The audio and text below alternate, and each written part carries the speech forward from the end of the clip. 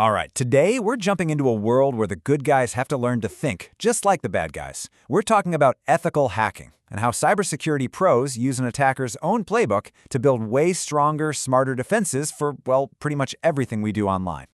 So let's start at the big question. How do you actually stop a hacker? And the answer, it's not as simple as you'd think. You can't just build a bigger digital wall. No, you have to get inside the head of the person who's trying to tear that wall down.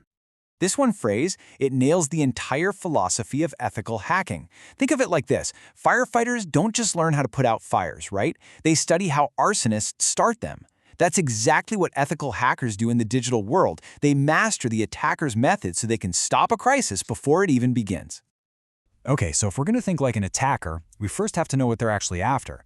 See, every secure system is built on a few core principles, and those principles are the very things attackers are trying to break. It all starts with something called the CIA Triad. No, not that CIA. First up is confidentiality. This is all about keeping secrets, making sure only the right people can see the data. Next, you've got integrity, which means you can trust that your data is accurate and hasn't been messed with. And finally, there's availability, which is simply making sure the system is online and working when you need it. These three are the bedrock of digital defense. But, the game has changed, and today's world is way more complex. So we've added a couple more principles that are just as crucial. There's authenticity, which is kind of like a digital passport check. It verifies you are who you say you are. And then there's non-repudiation, which gives you undeniable proof that something happened.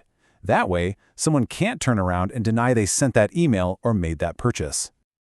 Every single cyber attack, no matter how big or small, can be broken down into this simple formula. First, there's always a motive, the why. Is it about money, politics, simple revenge? Then you've got the method, the specific tools and techniques the attacker uses. And finally, the most critical piece of the puzzle, a vulnerability. This is the weakness, that crack in the armor that lets them in. So we get the what, but what about the who? Who's actually carrying out these attacks? You might picture some lone hacker in a dark room, but the reality is way more diverse. It's a whole spectrum of different people with very different goals. The easiest way to break it down is by color. On one side, you have the white hats. These are the good guys, the ethical hackers and security pros who work defensively and always have permission.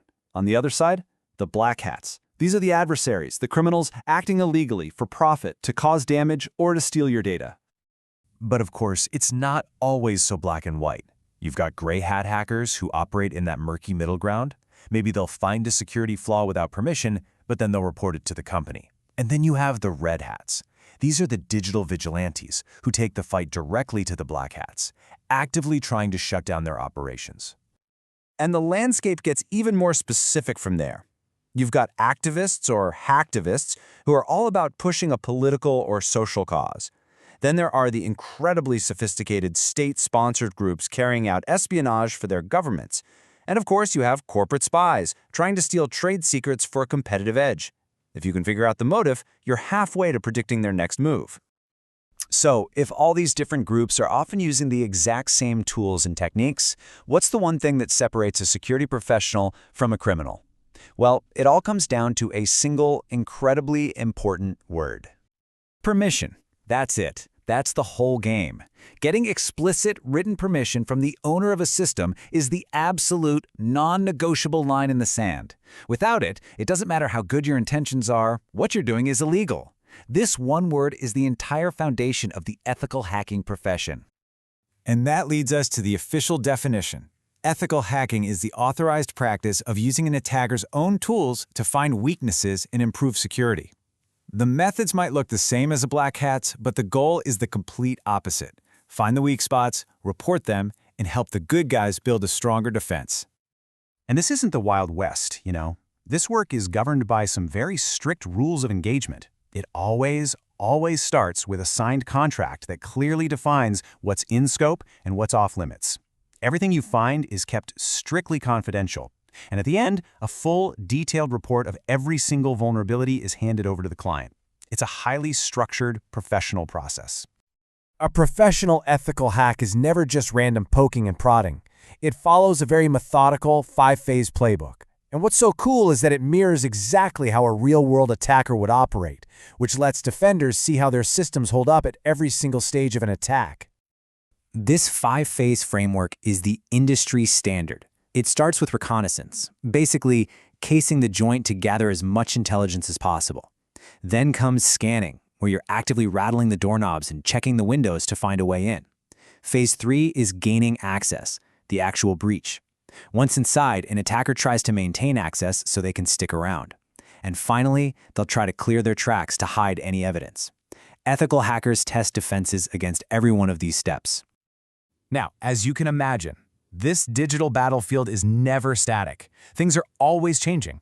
It's constantly being reshaped by new tech, like AI, and a super complex web of laws that dictate how all of this is practiced. So, what about AI? Is it here to replace the human experts? Not at all. It's here to augment them. Think of it this way. AI has incredible speed and can sift through mountains of data in seconds. But humans bring the creativity, the strategic thinking, and, most importantly, the ethical judgment and context that a machine just doesn't have. And on top of all the tech, modern ethical hackers have to be experts in legal compliance too. They have to navigate this maze of regulations like PCI DSS for credit cards, HIPAA for healthcare, and GDPR for European data privacy. Knowing these rules and operating within them is absolutely essential.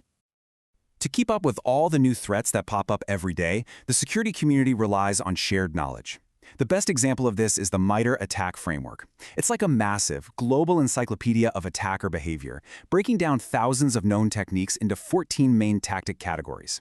It gives the entire industry a common language to talk about this stuff. All of this information feeds into something called cyber threat intelligence, or CTI. And honestly, this is what separates a modern defense from an old school one. Instead of just reacting after a breach happens, CTI is all about analyzing data to predict what an adversary might do next.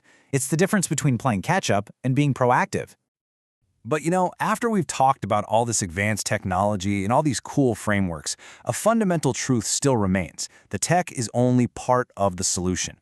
As this quote says, a rigid mindset or just a simple human mistake can undo even the most expensive defenses. And that brings us to the core of what a truly modern defense strategy looks like.